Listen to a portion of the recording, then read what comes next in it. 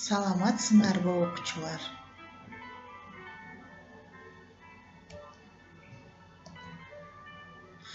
Бүгүн информатика сабагы. Предметтик мугалим Турсуналиева Асылкүл.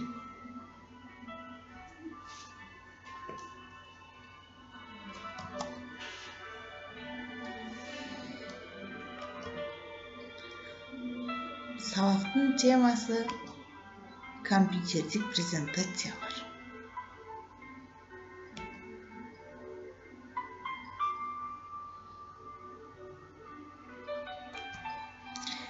Сабактын максаты компьютердик презентация боюнча түшүнүк аласыңар.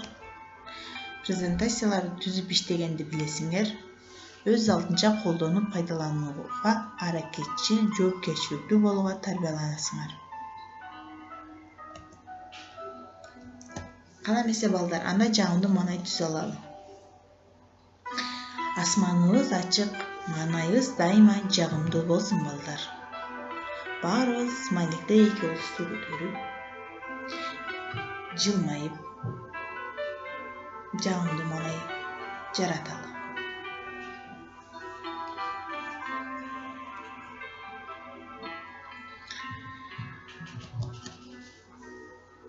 Презентация деген эмне? Презентация англис тилинде presentation көрсөтүү. Бул информацияны көпчүлүккө көрсөтмөлүү жана натыйжалуу көрсөтүүнүн жолу.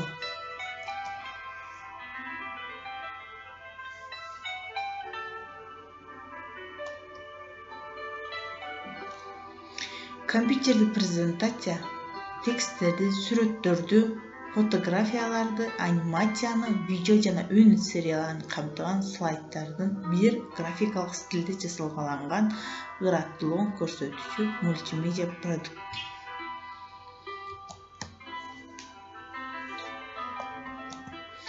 Мультимедиа презентацияларын кантип түзөбүз?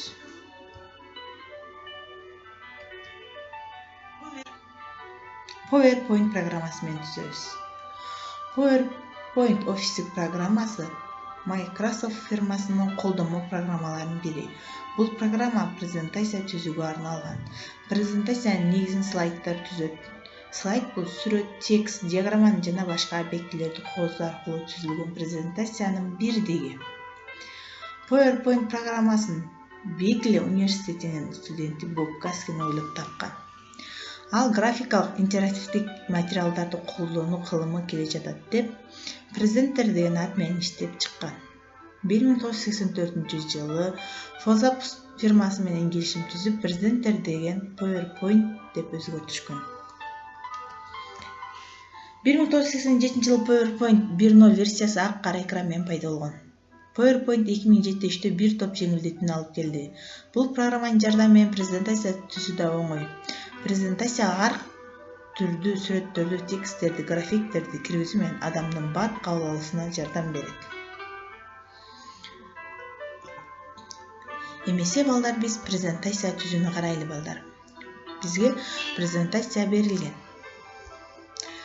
Карагыла балдар. Презентацияда биз бул жерде слайддар жазылып турат.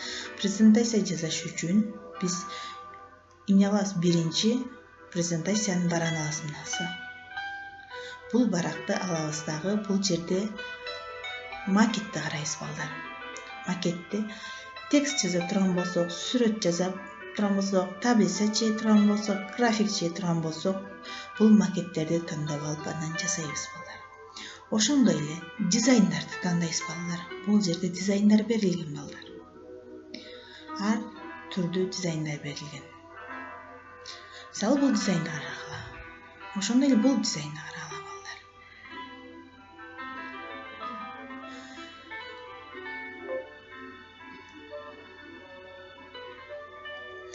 Эми балдар, бул жерден фигуралар берилген ар түрдүү. Ортого да эле фигуралар берилген. Фигуралар аркылуу биз эмнелер жасап болот? Бул жерде фигураларды жасап болот балдар.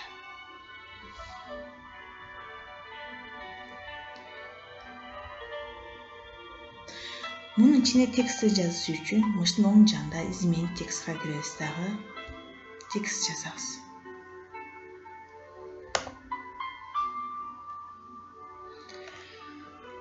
6 класс. Текст жазабыз. Ошондой эле балдар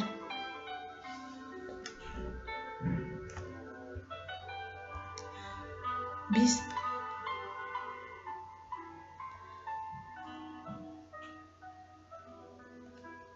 надпись аркылуу дагы жазсак болот бул жерге. Бул жерге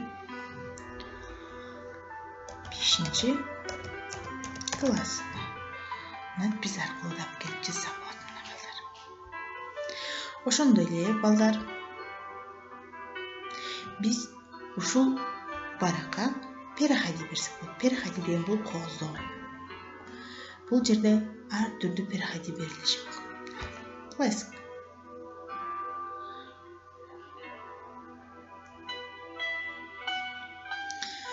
Ошондой эле анимация берилиши мүмкүн. Анимацияга бул тексттерге анимация беребиз, сүрөткө анимация беребиз. Мисалы бул сүрөткө анимация берели биз.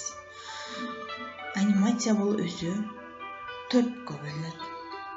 Дополнительные эффекты выхода, дополнительные эффекты выделения, дополнительные эффекты выхода, другие пути перемещения деген. Эми балдар биз бул жерден сүрөттүн келишин карагыла балдар. Силер анимацияны көрүш үчүн карагыла балдар. Сүрөт бизге эмне болуп келди? Бул жерден эмне бердибиз? Анимация бердик балдар. Биз анимация боюнча кийинки сабакта өтөбүз балдар. Силер балдар презентация боюнча кичине түшүнүк алдыңарбы?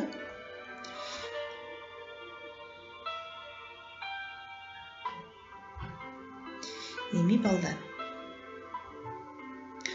үй тапшырмага өз алдынча презентация түзөбүз. Силер телефонуңардан PowerPoint программасын көчүрүп алып, презентация жасап жиберсеңер болот балдар. Сак саламатта калгыла, окуучулар. Көңүл бурганыңарга чоң рахмат.